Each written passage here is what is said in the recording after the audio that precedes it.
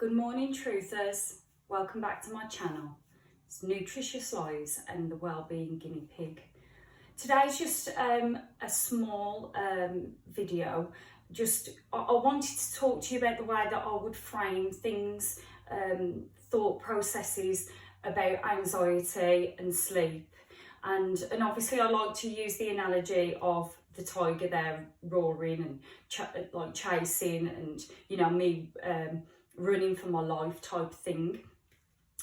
And the way that I would frame it, and logically, I would analyse these things and logically. So I didn't realise at the time how my thought processes and looking at things in a very logical way. Because I used to think, before I really understood spirituality and the way, like my views on spirituality and the universe, I was very closed off. I was an extremely closed off person, and everything was logic. Everything in my mind had to make logical sense. Like, you touch something and that's a wall, and that's all it is. It's a wall. I never looked at it as energetic matter or anything like that. Like, if I didn't see it, it didn't exist. Like, say for example, just I didn't believe in ghosts because I've never saw a ghost, and I think that's just a load of woo-woo. So the way I would look at, and why I'm trying to explain this is because logically I would look at anxiety in the sense of, and I would tell myself, and other people would kind of reiterate this back to me, that this makes logical sense to look at it this way, that I wasn't sleeping. So obviously I've got to directly get the sleep, chasing for this sleep. Because once I start sleeping, the anxiety is going to come down, which makes logical sense, because in my mind, the reason why I was so anxious was because I wasn't sleeping. So the logical thing for me was to say, well, obviously we've got to chase the sleep, then we've got to get the sleep, and then the anxiety is going to go away. And how I've changed my thought processes, which doesn't necessarily make logical sense, but it does when it's explained properly. The change that I've made now, because I've looked within and I've looked at my thoughts and I've really assessed the way that I would have looked at this, is now I realise that the other way, the better way to look at this is, if I don't sleep, carry on. I'm going to feel really rubbish in the moment. I'm going to be really tired. But carry on doing that video. Carry on doing the things that are going to progress you in the future.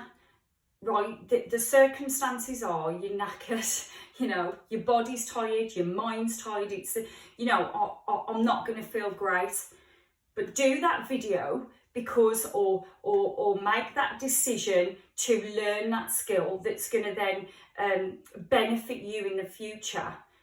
Leave the sleep alone, Jen. Don't deal with the sleep, because sleep will just happen. It's a thing that just happens without us even trying.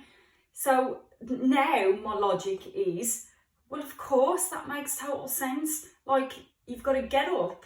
You've got to carry on. You've got to carry on being mom, doing the boring chores. Keep on all the time feeling crap, and technology. So technology is not my best friend, but I reached out to one of my friends to say, can you, I want to set up Zoom. I want to know how it works. I know that you use this all the time. Can you just give me a little bit of a lesson? Wasn't feeling the best, wasn't mentally feeling the best, felt tired, felt fatigued, but I did it, and now I know how to use Zoom.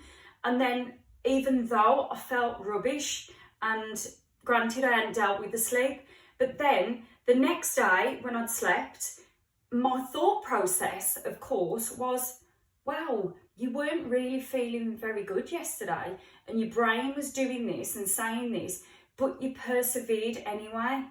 And so well done you, Jen. Like, fair play. Like, even when you're feeling crap, you're still keeping on. You're still getting up and showing up and doing the things that you should do. So I'm getting it. Like, no, I'm not. And I remember going to a therapist, talking about, you know, I feel like everything's a pressure. I'm not sleeping, so it's a pressure to do this and it's a pressure to do that. And even though she was a therapist, because what she does is she knows how to manage or helps with managing anxiety, never really getting to the root cause or taking it away. Her advice to me, and this is typical of a lot of the advice that I've had, is, well, take the responsibility off. Don't do that then. Take that responsibility off. Don't do that. Get somebody else to do something. So so I did, and I followed that advice, and then so I had no responsibility but felt really crap in those moments because I hadn't slept. And then I was sitting around thinking, I haven't slept, I feel like crap, I'm not being productive, I'm not doing this for my children, I'm not doing this for my future. So it made me feel more crap, and then I wasn't sleeping because I felt more crap. Do you get what I mean? So what I'm realising is I've still got to show up. I've got to take the anxiety with me wherever I go. It's just got to come with me, and I've got to press on and keep going and keep doing, even though it feels really crap in that moment, even though my brain's throwing up this stuff. Jen, it's crap, but keep on, because tomorrow when you or whenever I feel rested again, you're going to look back and go, yeah, because you know, even in those moments, I'm still going to get through this. I'm still strong enough to, it's not going to beat me down. It's not going to stop me doing. And then the image, because of the tiger and the analogy, the way that I look at it now. So with that side of it, like, you know, because you visualize things and you mentally put things in place. And then I visualize the tiger like running after me, and me being so fearful of this tiger and me really running, and I'm gonna die, this tiger's gonna kill me, oh my god, it's horrible. And then realizing, oh, okay, I've had this tiger on my back for a long time, and we're still running, and the tiger still hasn't killed me yet. Okay, well, you know what, I'm going to just slow down a little bit, and the tiger's still going to be there trying to kill me, right? But I'm just going to start jogging now. and then, okay, so I'm jogging, and, you know, that tiger's still on my back, still trying to kill me, and right, so, but, you know, I'm just going to start walking now, and the tiger's still there trying to kill me, and I'm walking, and oh, okay, the tiger's still there roaring, gonna kill me. And then, but I'm gonna start, you know, I'm gonna stay still, and I'm not gonna move anymore. And God, that tiger is still so loud right there, you know, it's gonna kill me with this roaring and these teeth. Oh, but I'm standing still, and the tiger still hasn't killed me. Okay.